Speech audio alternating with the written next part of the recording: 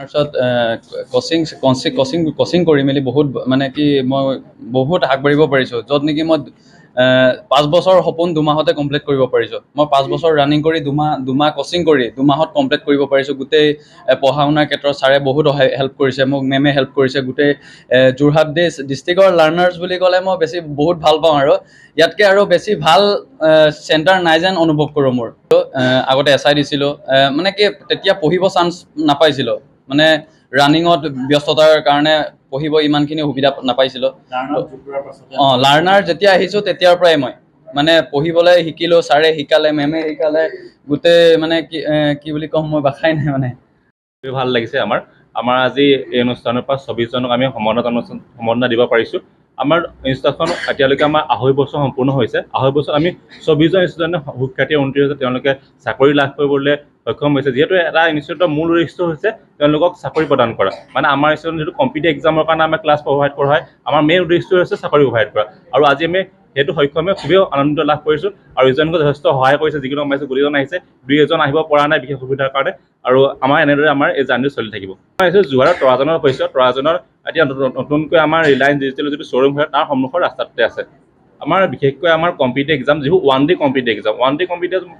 exam মানে যিসকল মানে এদিনৰ কম্পিটিটিভ এক্সামটো হৈ যায় যেনে আপোনালোকৰ প্ৰথমতে আমি ADRE বুলি ক'ব পাৰোঁ ADRE Assam police SSC bank আদি সকলো এক্সামৰ কাৰণে কৰিব হয় আমাৰ এই প্ৰতিষ্ঠানখনৰ নামটো হৈছে লাৰ্ণাৰ্ছ এণ্ড এডুকেশ্যনেল ইনষ্টিটিউট এখন আপোনাৰ যোৰহাটৰ ব্ৰাহ্মীণগাঁও ৰোডত আছে আপোনাৰ নায়াৰা পেট্ৰল পাম্পৰ সমীপত আপোনাৰ আজি আমাৰ আচলতে লাৰ্ণাৰ্ছৰ বাবে বহুত গৌৰৱৰ বহুত সুখৰ দিন কাৰণ আপোনাৰ আজি আমাৰ এই সদ্য নিৰ্বাচিত যিখিনি আসাম গভৰ্ণমেণ্টৰ বিভিন্ন পদৰ বাবে যি নিৰ্বাচিত পদত যিসকল আমাৰ পৰীক্ষাৰ্থীয়ে লাৰ্ণাৰ্ছৰ পৰা যিখিনি পৰীক্ষাৰ্থীয়ে সফলতা লাভ কৰিছিলে তেওঁলোকৰ সন্মানৰ কাৰণে আজি সম্বৰ্ধনা অনুষ্ঠান পতা হৈছিলে সেইখিনি আপোনাৰ যিমানবোৰ এক্সাম হৈ গৈছে এতিয়া ধৰক যিমানখিনি হৈ গ'ল সেইখিনি প্ৰায়খিনি 3 মান্থছৰ আছিলে 3 মান্থছৰ কাৰণে আছিলে বেচবোৰ 2 মান্থছ 3 মান্থছৰ আৰু তাত মানে প্ৰায় আমাৰ 2000ৰ পৰা 2000 বা 3000 3500 সিমানটোৱে থাকে আমাৰ মানে ফিজটো যিমান পাৰোঁ আমি কমাই ল'বৰ যত্ন কৰোঁ যিমানটো সম্ভৱ হয় আৰু বাকী আপোনাৰ হয় ভাবিছোঁ নিশ্চয় ভাবিছোঁ যিহেতু আমি ইমানখিনি যেতিয়া আমাৰ 24 জনে আপোনাৰ বিভিন্ন ধৰণৰ অসম গভৰ্ণমেণ্টৰ বিভিন্ন ধৰণৰ এক্সামত 24 জনে সফলতা লাভ কৰিছে গতিকে নিশ্চয় আমি সফল বুলি ভাবিছোঁ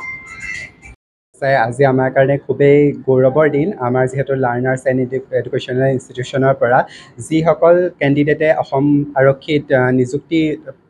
তেওঁলোকে দিছিল তেওঁলোকৰ